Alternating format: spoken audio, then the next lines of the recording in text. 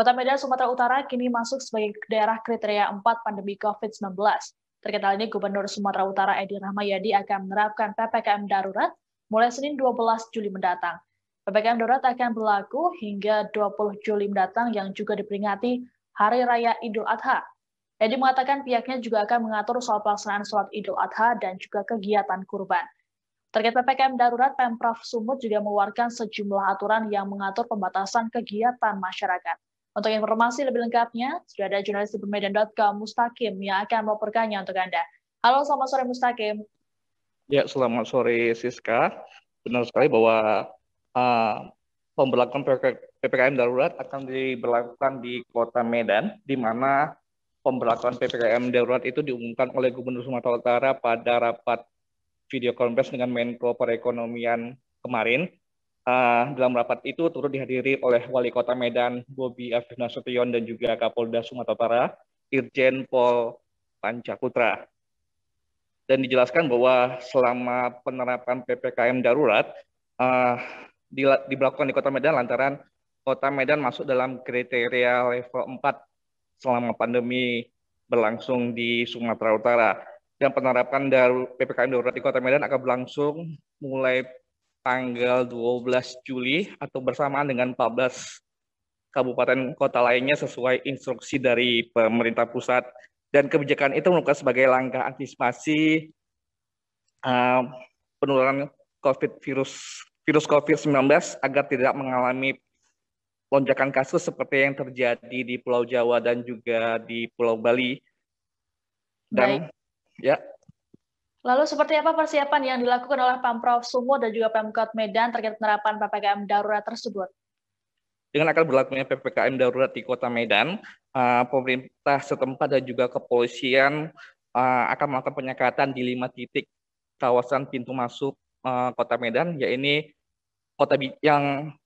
beberapa daerah yang berbatasan langsung dengan Kota Medan, yaitu Kota Binjai dan Kabupaten Deli Serdang. Ada pun 5 titik yang akan dilakukan penyekatan, yaitu di kawasan depan perumahan Riviera Jalan Sisingamangaraja, di kawasan Jembatan Kampung Lalang, Jalan Gatot Subroto, Simpang Tuntungan, Jalan Besar Daerah Tua, di Tembung, tempat ini disewa di Jalan Letda Sujono, dan terakhir berada di Simpang Tuntungan, Jalan Besar Daerah Tua, di mana operasional pos penyekatan tersebut akan berlangsung setiap harinya pukul 8 hingga pukul 17 atau 5 sore selama pemberlakuan PPKM darurat di Kota Medan berlangsung.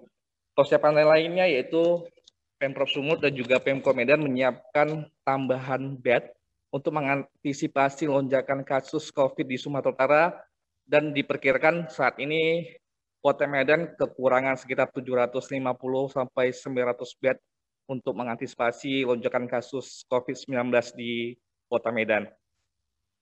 Baik, lalu seperti apa aturan yang diterapkan selama PPKM darurat berlangsung di Kota Medan, Mustaqim?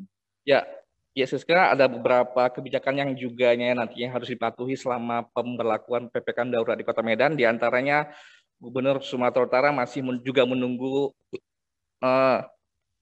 aturan konkret dari Pemko Medan, termasuk pembatasan kerja di perusahaan-perusahaan, apakah berapa besaran work from home maupun work from office ketika PPKM darurat di Kota Medan berlangsung.